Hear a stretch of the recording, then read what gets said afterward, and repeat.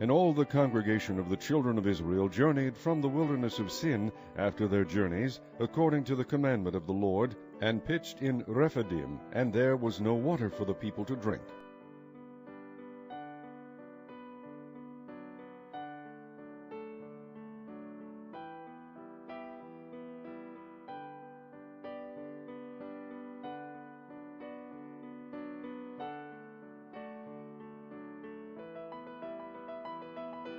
Wherefore the people did chide with Moses, and said, Give us water that we may drink. And Moses said unto them, Why chide ye with me? Wherefore do ye tempt the Lord?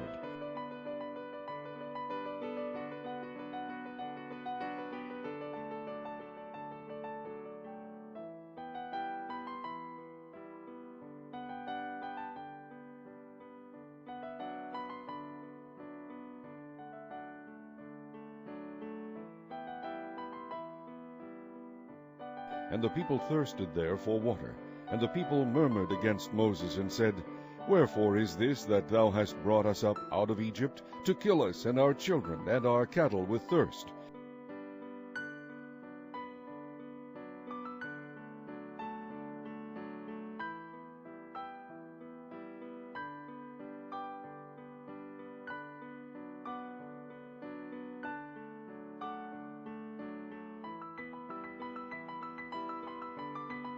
And Moses cried unto the Lord, saying, What shall I do unto this people?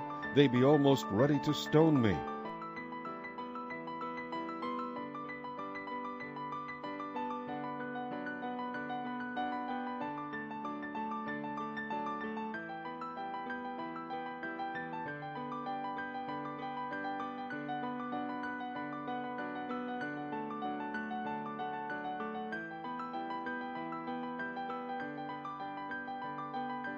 And the Lord said unto Moses, Go on before the people, and take with thee of the elders of Israel, and thy rod wherewith thou smotest the river, take in thine hand, and go.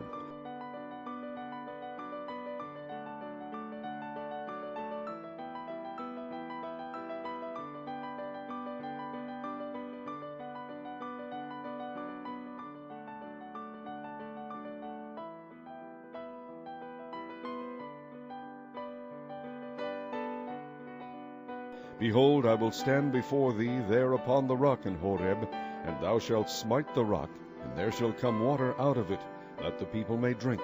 And Moses did so in the sight of the elders of Israel.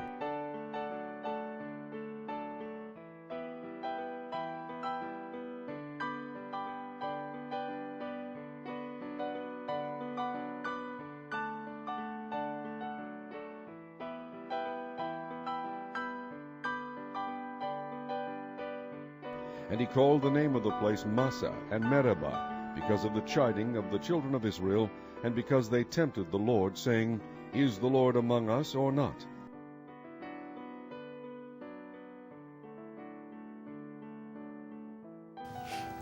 So I think we ought to go to the rock at Horeb. Roll in. Possibly the greatest witness giving validity to Mount Sinai being in Arabia is the rock at Horeb.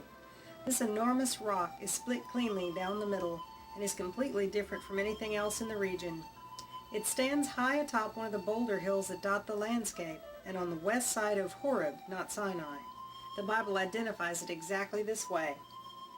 I'm standing on the back side of the rock here, and it's easy to see just how large it really is. As I began my walk between the two giant slabs of rock, I became acutely aware that something entirely miraculous had taken place here long ago. Making my way right through the middle of the split, scriptures started rolling over and over again in my head. They became alive to me as I made it through and sat down on the front side. I began to notice immediately the deep channels that were cut into the stone both in front and the back of this rock. You can see one of these channels clearly here. Deep gouges and grooves are apparent at the base also, along with a strange erosion pattern from below that is unique to this rock and no others in the valley. With rainfall every 10 years amounting to less than an inch here, these very obvious cuts made by copious water flows were indeed compelling. Again, the channels are obvious. As we followed the course of the water all the way down and into the valley, we realized the immediate area under the rock was of a smooth and unbroken granite, unlike the crushed particles of stone we'd been hiking on all over the rest of the region. If this rock was the one Moses struck, the waters would have cooled up substantially, and the whole of Israel, including their flocks, could have taken their fill and been satisfied. In addition, a stone altar lies at the ground base of this rock. The Amalek came to fight Israel there at Rephidim, where the rock was, and after the battle, Moses built an altar and called it Jehovah Nissi. This giant stone has a circular pit we believe was formed by cumulative fires. Clean through this rock at the ground level below, evidence of ash can be seen.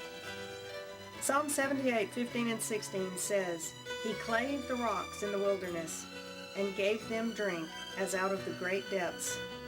He brought streams also out of the rock and caused the waters to run down like rivers.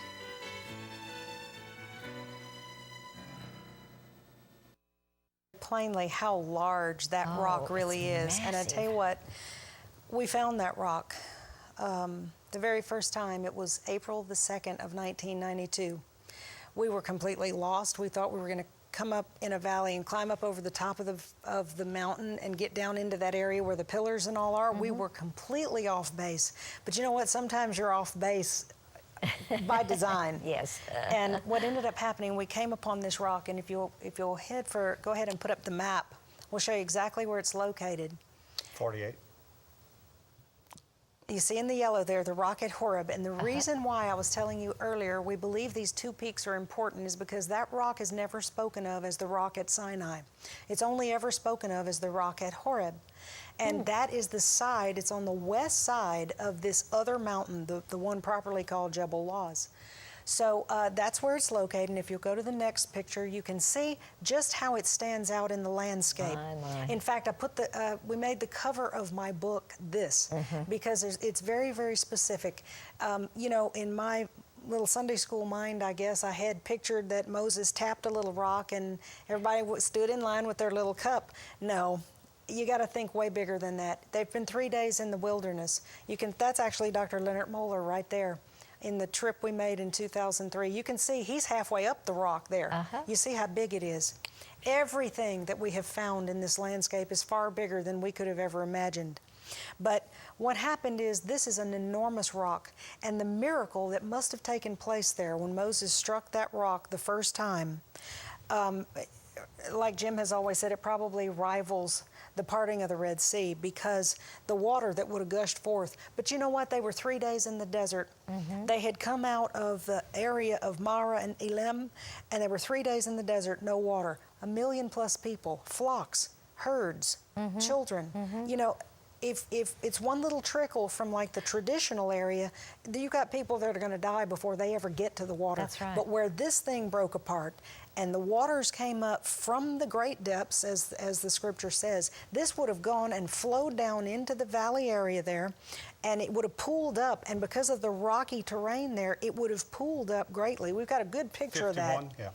You can see out in front of where the rock is, you can see that whole area in front of it's been washed clean of the topsoil. It's a rock basin, and that water by the gallons would have poured down out of there, and it would have pooled up. So the whole nation, you can see how all the rock, it's been Everybody blasted could to drink at bedrock once. right there in front of this rock. Everybody could have drank all at one time. And the very next one, though, this is where it gets profound to us. It's not just a matter of finding a rock that looks good. Scripture says he clave the rocks in the wilderness and gave them drink as out of the great depths. Clave.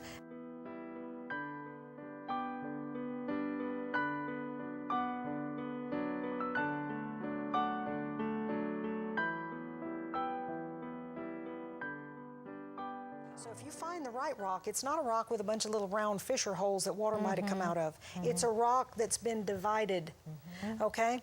That's very specific, because the very next thing it says, if you'll go back to that same photograph, the next thing it says is that he caused 53. the waters to run down as rivers, brought streams out of the rock, caused them to run down. You have to have an elevated rock to have water run down. Yes, you do. Moreover, brethren, I would not that ye should be ignorant how that all our fathers were under the cloud, and all passed through the sea, and were all baptized unto Moses in the cloud and in the sea, and did all eat the same spiritual meat, and did all drink the same spiritual drink. For they drank of that spiritual rock that followed them, and that rock was Christ.